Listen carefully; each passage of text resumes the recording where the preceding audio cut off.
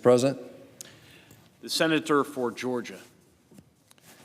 Thank you, Mr. President. You know, as an outsider to this process, one of the first realizations was that as I got here, things don't always move in a linear fashion from point A to point B. Many times, the people who are trying to move an issue from point A to point B aren't interested in getting to point B. I'd like to talk tonight about one of those issues, Mr. President. I think that we have a situation here where both sides in this body, and I dare say in the House, pretty much want the same thing. But I'm afraid that politics have gotten involved to where we are focusing more on the differences of what we might hope for than on what we agree upon. That's a shame, because not only do we put a great confusion on these issues that I'll talk about tonight, but we lose the confidence of the American people that we can even govern up here. Last year, this president wanted to focus on getting the economy going. He wanted to focus on energy, he wanted to focus on regulations, he wanted to focus on tax. Well, check the boxes. We did that. And I believe we're seeing some of the early manifestations of that in the economy now, where 123 businesses just announced at the end of the year-end bonuses related to this tax bill that we passed last year. So that's an example of where we can get together and make things happen. But I was in the chair last night presiding, Mr. President, over an hour and listening to a conversation about a topic that I believe is very critical to where we are today. I heard several different descriptions of a DACA bill, but a bill that's no one's seen yet, hasn't been presented. And this is merely one day before we have to fund the government before midnight tomorrow night.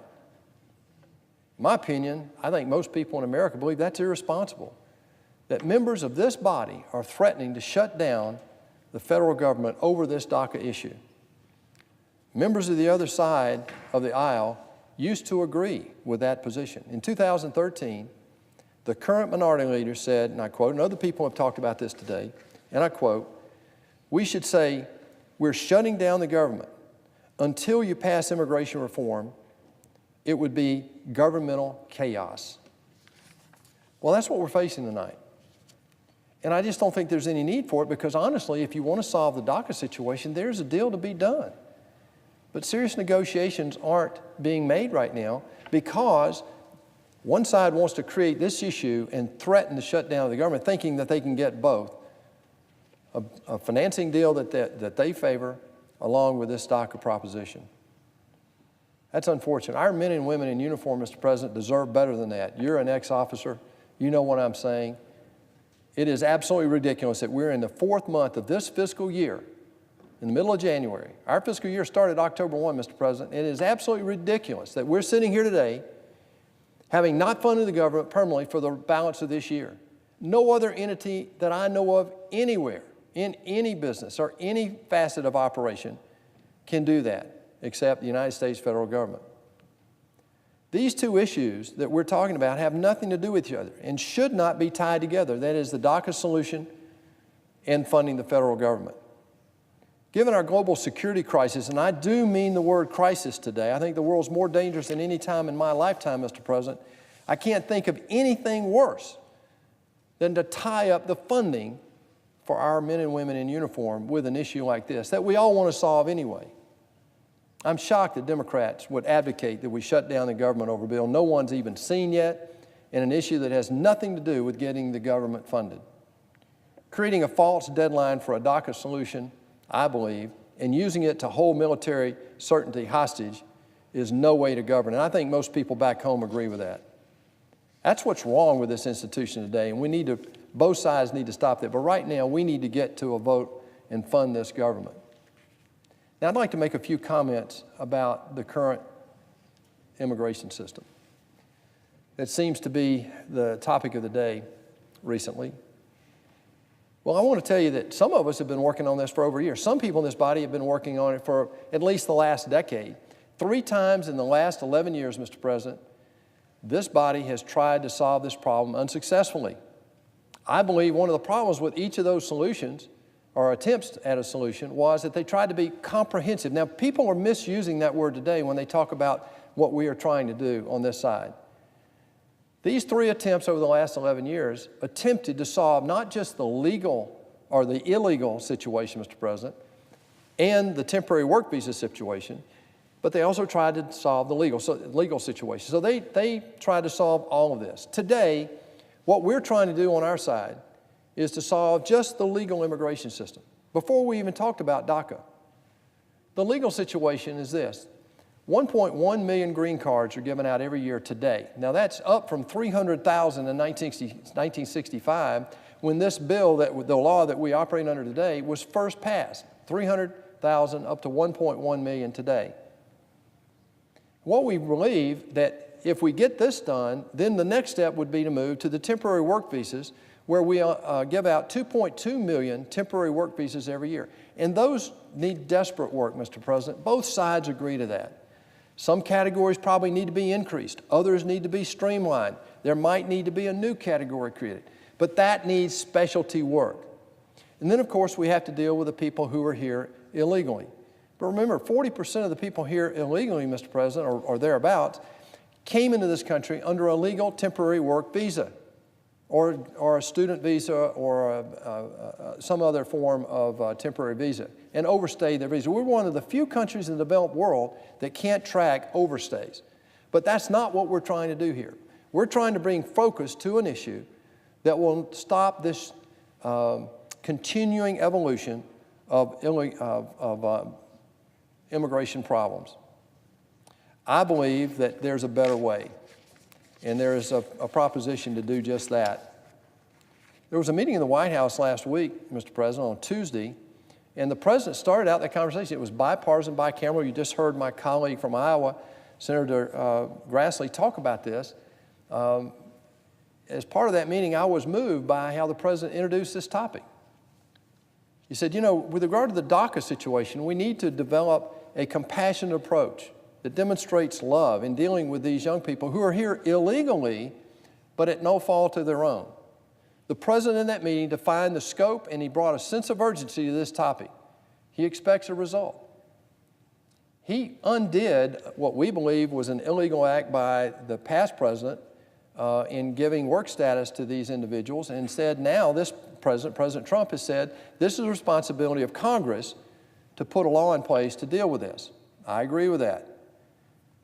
But let's be very clear about what's going on right now, Mr. President. We are not debating what to do with the DACA individuals, mostly aged 15 to 36. My colleague spoke last night, act as though they're the only ones committed to solving the DACA problem. That's just not true. People on both sides of the aisle in this body and in the House believe that we need to solve this problem. These individuals did not break the law. Their parents did. We all agree there's a solution to be had. Again, the question is whether or not we're going to solve DACA without dealing with the things that created it in the first place.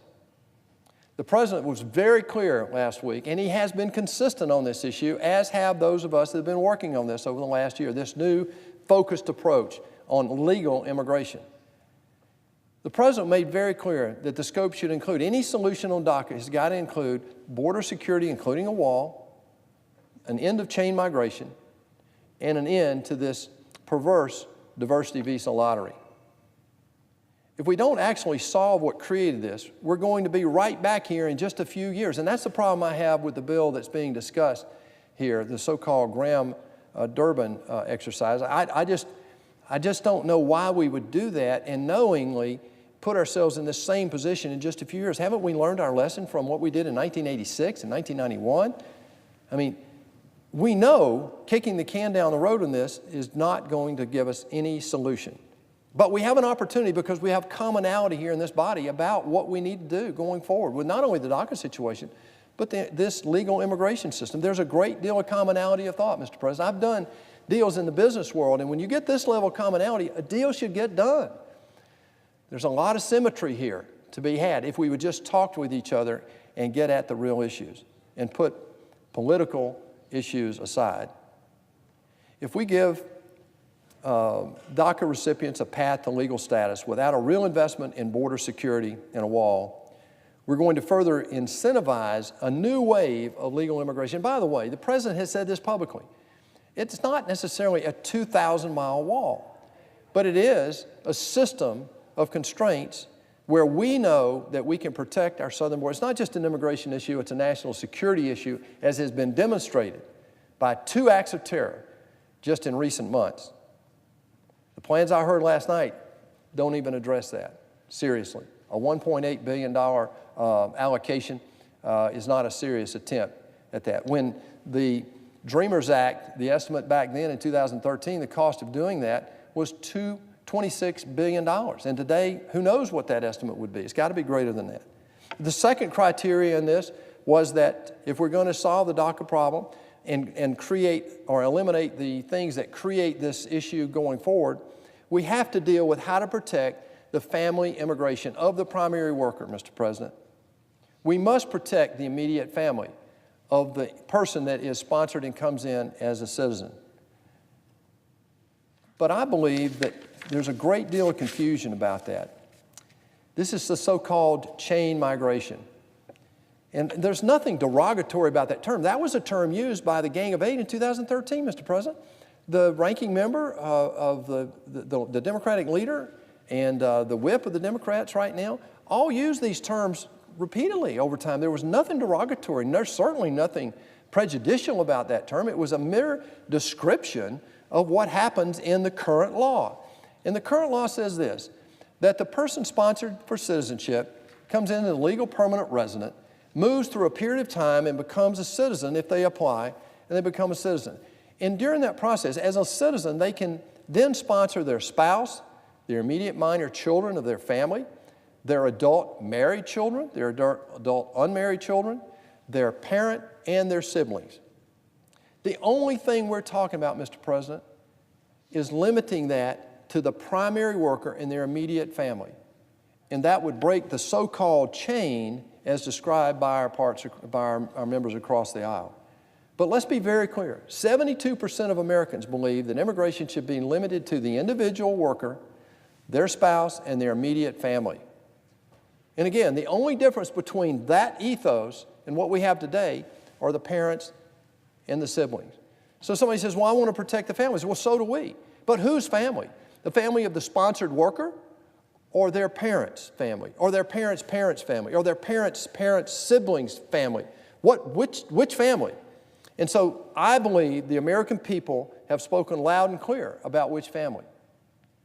There's a significant portion that believe it should just be the worker, but that's not our position. We believe that we need to protect the family of that immediate worker. There are some of us who are trying to get to a merit-based immigration system like Canada and Australia have been using for decades, and they've proven works. It helps their society, builds their economy, and opens the doors with a welcoming hand to those who want to come. Canada is no bastion of conservatism in their immigration policy, and yet they have a merit-based immigration system. Now, we're not proposing that. We're happy to wait to phase 2, which the president talked about last week, and many people on the other side have absolutely discredited his words and confused them knowingly. What the president's talking about right now is focus on this legal immigration system. Solve DACA. Solve the border crisis. Eliminate the chain migration issue and eliminate the diversity visa lottery. It's just that simple. The diversity visa lottery is the last thing in his scope, Mr. President, and it is so easy. We all know that needs to be eliminated. The question comes up in their bill, they want to reallocate the 50,000 people that are coming in today. We know that this is fraught with fraud, the diversity visa lottery. We know it's been related to at least one act of terrorism, and it needs to be eliminated. How to do it is the question. Well, let's talk about that. There's no reason why that can't be negotiated, Mr. President. But the Graham-Durbin bill, if it's ever offered, ensures that we will be right back here in a few short years.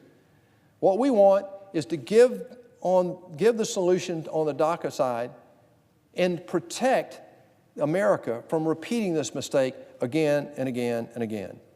Well, let me be very clear. If we do what's on the table today in the Graham-Durbin bill, it would allow the parents of DACA recipients legal status.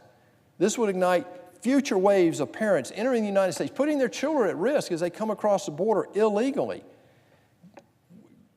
Thank God most of us have never had to deal with that. Imagine putting your children at risk coming across the border illegally.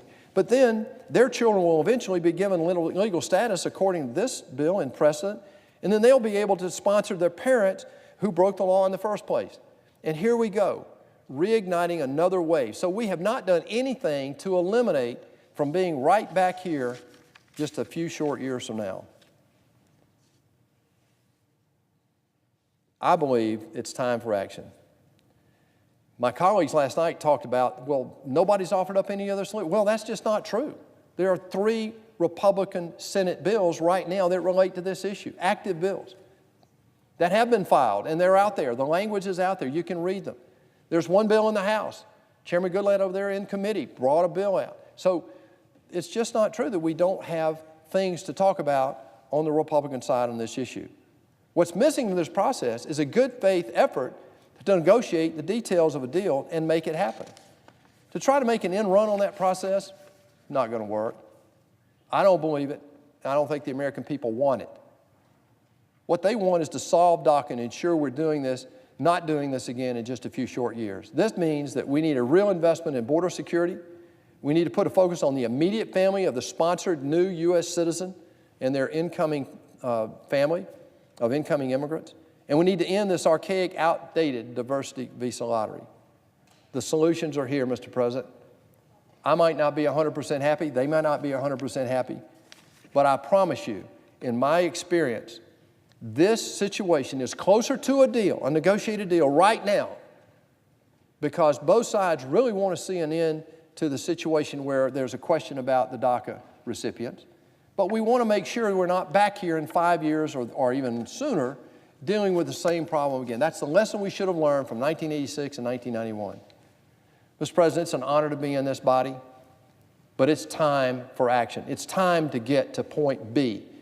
We know we've been trying for over a decade with many members in this body, well-intended. I, for one, am ready to negotiate. The President is ready to negotiate.